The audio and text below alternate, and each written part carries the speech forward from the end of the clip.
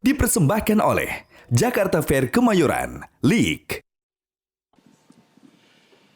Untuk melengkapi perayaan Dharma Santi Waisak Nasional 2566 Buddhist Era, pada kesempatan kali ini, marilah kita saksikan bersama persembahan drama musikal dengan tema Jalan Kebijaksanaan Menuju Kebahagiaan Sejati. Dan produksi drama musikal ini disutradarai oleh Ibu Dr. Anda Siti Hartati Murdaya sendiri. Penanggung jawab Ibu Haryati Ablam, koreografer Bapak Joko SS, penata artistik grafis multimedia Bapak Budiman, penata musik Bapak Purwa Caraka, penata busana Ibu Irene Pringka, dan produksi oleh Artina. Hadirin, inilah drama musikal Jalan Kebijaksanaan Menuju Kebahagiaan Sejati.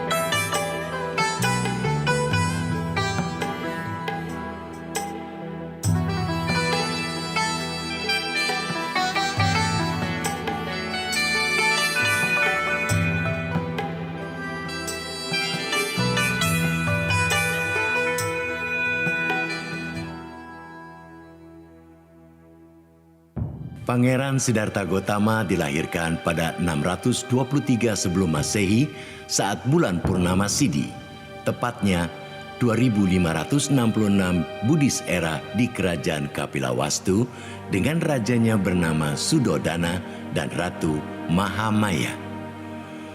Pangeran Siddhartha dilahirkan di Taman Lumbini saat Ratu Mahamaya memegang dahan pohon salah. Pada saat beliau lahir, turun hujan kecil dari langit. Yang satu dingin, sedangkan yang lainnya hangat. Arus air yang jatuh dari langit membasuh tubuh bayi Siddhartha. Siddhartha lahir dalam keadaan bersih, tanpa noda. Berdiri tegak dan langsung dapat melangkah ke arah utara, tempat yang dipijaknya tumbuh bunga teratai. Akulah pemimpin dalam dunia ini. Akulah tertua dalam dunia ini. Akulah teragung di dunia. Inilah kelahiranku yang terakhir. Tak ada tumimbal lahir lagi bagiku.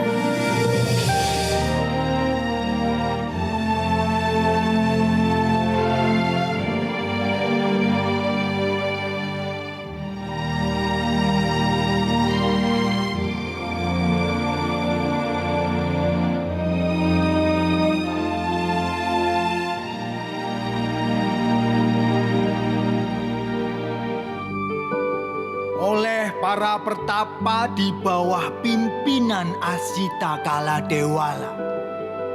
Diramalkan bahwa sang pangeran kelak akan menjadi seorang Cakrawartin atau Maharaja dunia, atau akan menjadi seorang Buddha. Hanya pertapa Kondana yang dengan tegas meramalkan bahwa sang pangeran akan menjadi Buddha. Mendengar ramalan tersebut, Sri Baginda menjadi cemas. Karena apabila pangeran menjadi Buddha, tidak ada yang akan mewarisi takhta kerajaannya. Para pertapa mengatakan agar supaya sang pangeran jangan sampai melihat 4 peristiwa. Bila tidak, maka beliau akan menjadi pertapa dan menjadi Buddha.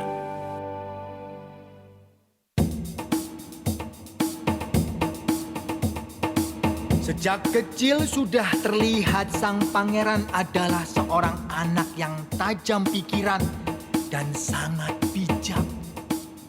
Walaupun selalu dilayani oleh para pelayan dan para dayang-dayang yang muda dan cantik rupawan di istana yang megah dan indah. Pangeran Siddhartha menikah dengan Putri Yasodhara yang dipersuntingnya setelah memenangkan beragam sayembara.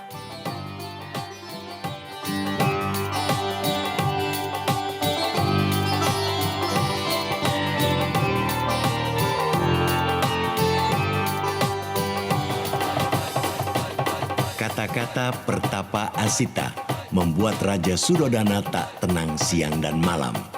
Segala bentuk penderitaan berusaha disingkirkan dari kehidupan Pangeran Siddhartha. Seperti orang sakit, umur tua, dan kematian, sehingga pangeran hanya mengetahui kenikmatan duniawi. Suatu hari, Pangeran Siddhartha meminta izin untuk keluar istana, di mana pada kesempatan yang berlainan dilihat dan diteliti yang nyata 4 kondisi yang sangat berfaedah.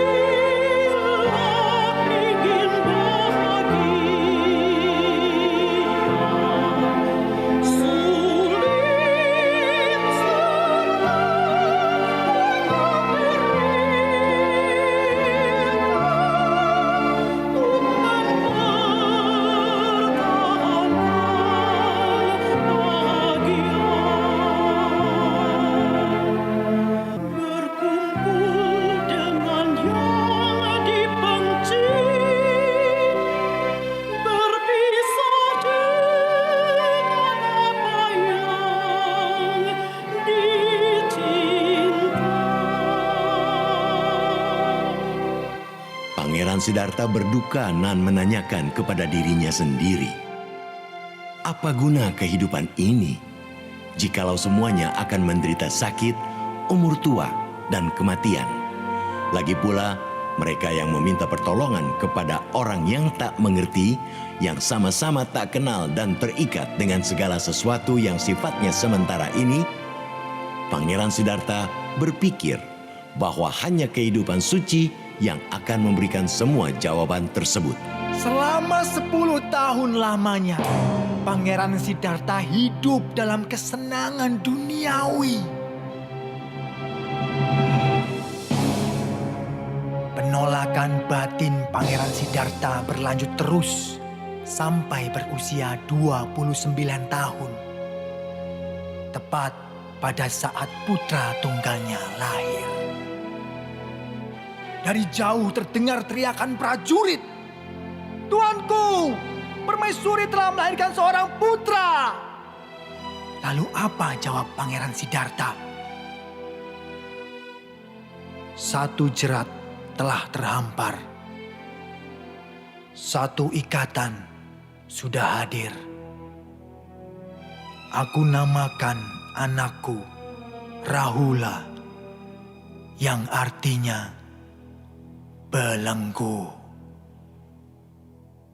Pada suatu malam, Pangeran Siddhartha memutuskan untuk meninggalkan istananya dengan ditemani oleh kusirnya, Channa. Tekadnya telah bulat untuk pelepasan besar menjalani hidup sebagai pertapa. Setelah Pangeran Siddhartha meninggalkan istana, keluarga, kemewahan untuk pergi berguru mencari ilmu sejati yang dapat membebaskan manusia dari usia tua, sakit, dan mati. Pertapa Siddhartha berguru kepada Alara Kalama dan kemudian kepada Udaka Ramaputra. Tetapi tak berpuas diri karena tak mendapat yang diharapkan. Kemudian bertapa menyiksa diri ditemani 5 orang pertapa. Juga tetap belum ditemukan jawaban yang dimohonkan. Sehingga sadarlah pertapa Gotama bahwa dengan cara bertapa seperti itu tidak akan mencapai pencerahan sempurna. Kemudian pertapaan Gotama meninggalkan kedua gurunya dan pergi ke Magadha untuk melaksanakan bertapa menyiksa diri di hutan Uruvela di tepi sungai Nairayana yang mengalir. Namun, walaupun telah bertapa menyiksa diri sejak lama, tetap belum juga dapat memahami hakikat dan tujuan dari hasil pertapaan yang dilakukannya.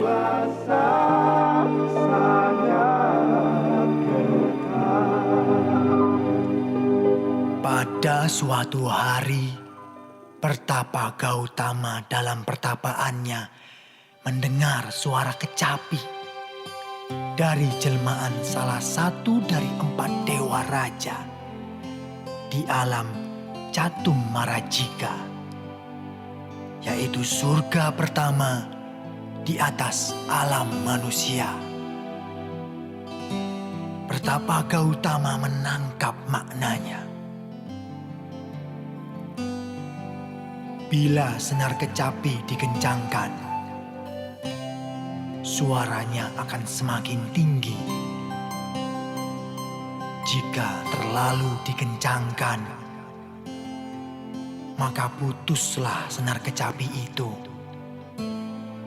dan lenyaplah suara kecapinya.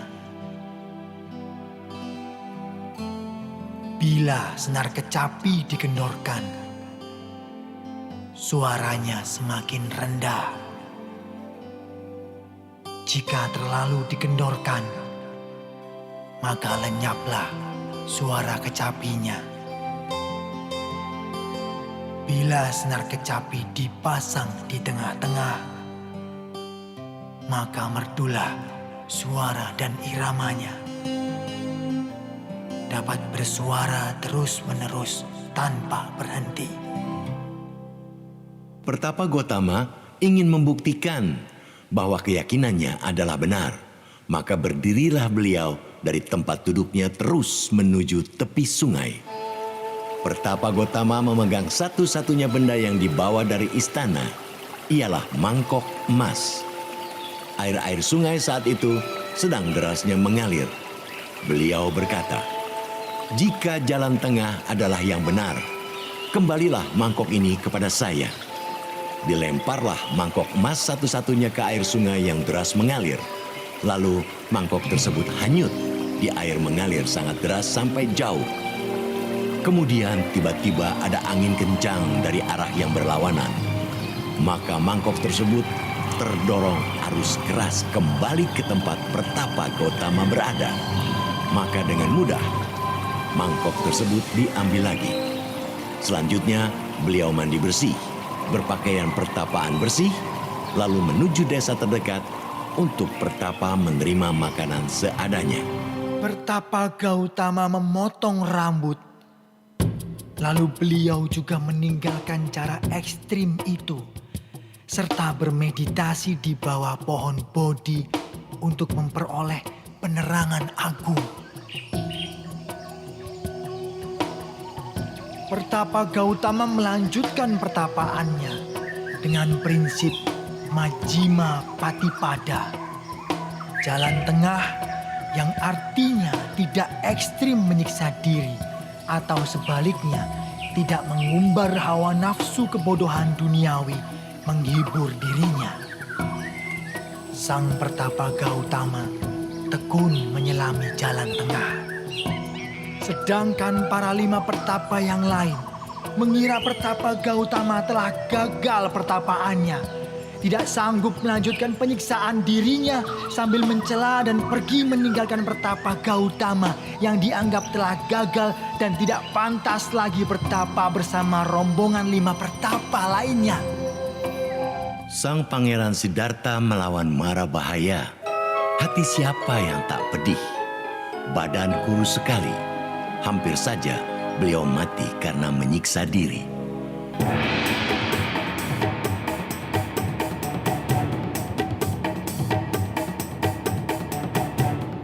Walaupun Sang Buddha mencapai tingkat penerangan hampir sempurna, namun masih tetap diganggu oleh para siluman mar. Oleh karena Sang Buddha telah sempurna menyelami Majjhima Patipada atau jalan tengah, Petapa Gautama tetap saja mampu melanjutkan perjuangan sampai penerangan sempurna menjadi Buddha, sampai juga menjadi Samyak Sama Sambuddha atau Sama Sambuddha, yang artinya telah menjadi guru para dewa dan manusia.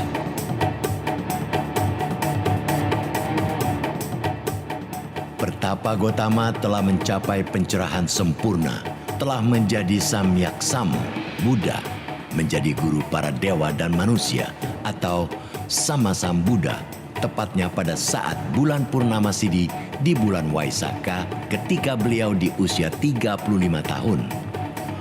Hanyalah 6 tahun setelah meninggalkan istana Kapilawastu sekitar 534 tahun sebelum Masehi atau 2566 Buddhis era, Sang Buddha memberikan khotbah yang pertama ketika Sang Bagawa bersemayam di dekat kota Benares di Isipatana, Taman Rusa Migadaya.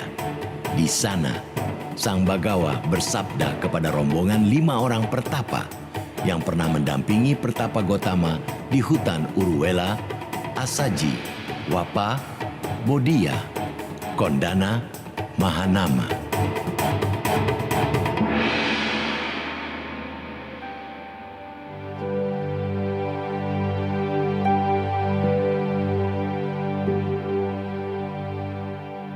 Setelah menghindari kedua hal yang berlebihan, yaitu ekstrim menyiksa diri dan ekstrim mengumbar hawa nafsu kebodohan duniawi, ada jalan tengah Majjhima Patipada yang telah sempurna diselami oleh Sang Tathagata yang membuka mata batin atau Cakku Karani, yang menimbulkan pengetahuan atau Nana Karani, yang membawa ketentraman atau Upasamaya, kemampuan batin luar biasa atau Abhinaya, kesadaran agung atau Sambodaya, dan pencapaian Nibbana atau Nibbanaya.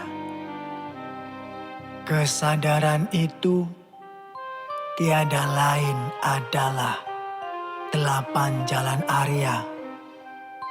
Aryo Attangiko Mako. 1. Samaditi atau pengertian benar. 2. Sama Sankappa atau pikiran benar. 3. Sama Vaka atau ucapan benar. 4. Sama Kamanta atau perbuatan benar. 5. Sama Ajiva atau mata pencarian benar. 6. Sama Vayama atau daya upaya benar. 7. Sama Sati atau kesadaran benar. Dan 8. Sama Samadhi atau Samadhi benar. Tatkala roda Dharma atau Dhammacakka yang tiada bandingnya telah diputar oleh Sang Bhagava yang tak dapat dihentikan baik oleh seorang samana, brahmana, dewa mara maupun oleh siapapun di dunia ini. Sutanya ialah Dhamma Cakkappavattana Sutta. Suatu ketika ada seorang wanita bernama Kissa Gotami melahirkan seorang putra. Ia mulai disayang, namun sayangnya di saat baru belajar jalan dan bermain di kebun, putranya digigit ular dan meninggal dunia.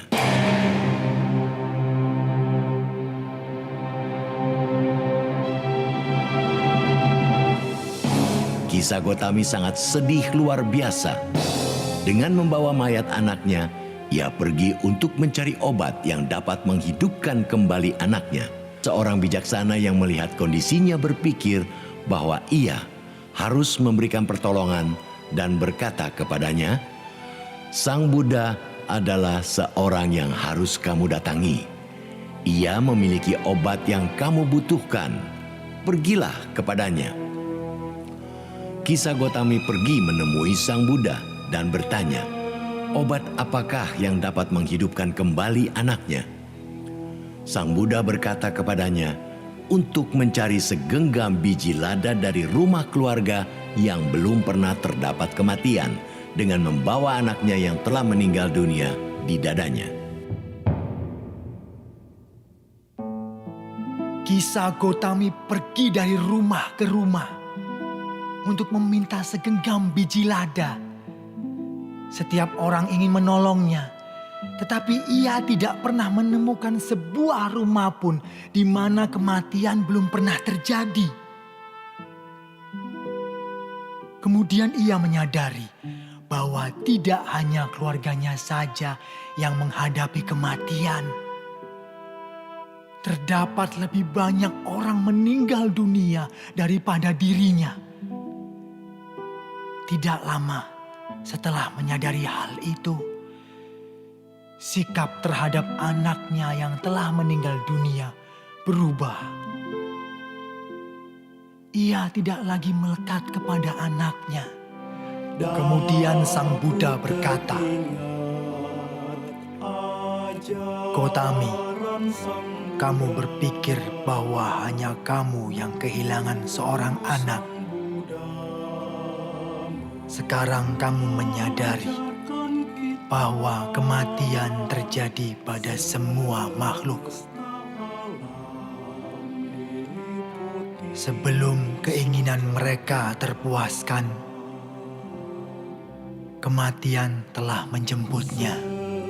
Tak lama kemudian, Kisah Gotami menjadi seorang bikuni. Pada suatu hari, ketika ia sedang menyalakan lampu, ia melihat api menyala kemudian mati. Tiba-tiba ia mengerti dengan jelas tentang timbul tenggelamnya kehidupan makhluk. Sang Buddha melalui kemampuan batin luar biasa melihat dari wihara Jetavana dan mengirimkan seberkas sinar serta memperlihatkan diri sebagai seorang manusia. Sang Buddha berkata kepada Kisah Gotami untuk meneruskan meditasi dengan objek ketidakkekalan dari kehidupan makhluk serta berjuang keras untuk merealisasi Nibbana. Kemudian Sang Buddha membabarkan syair, "Walaupun seseorang hidup 100 tahun, tetapi tidak dapat melihat keadaan tanpa kematian Nibbana, sesungguhnya lebih baik kehidupan sehari dari orang yang dapat melihat keadaan tanpa kematian." Kisah Gotami mencapai tingkat kesucian arahat setelah khotbah Dharma itu berakhir.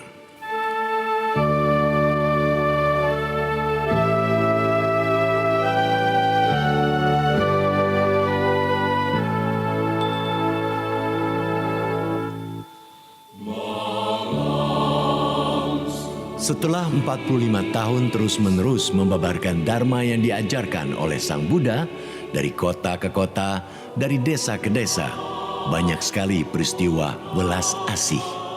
Kemanusiaan menghadapi penyakit menular, banyak sekali murid-murid Sang Buddha memperoleh pencerahan dan kebahagiaan sejati. Pada usia 80 tahun setelah memberikan khotbah terakhir, Sang Buddha parinibbana di sela dua pohon sala kembar yang juga tepat pada bulan Purnama Sidhi di Kusinagar.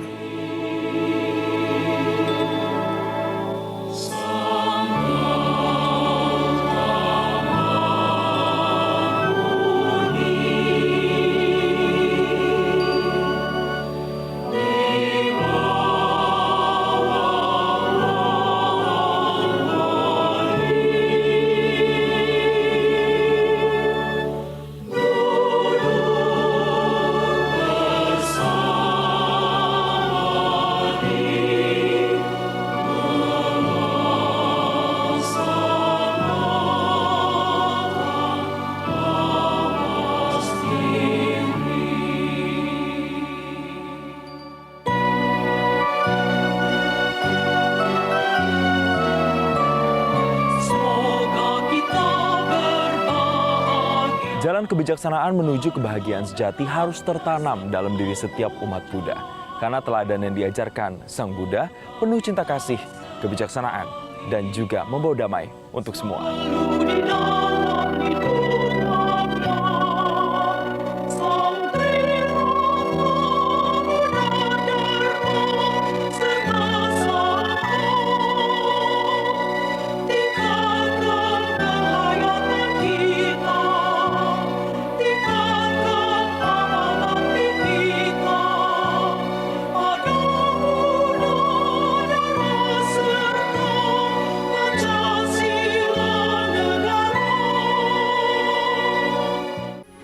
Metro TV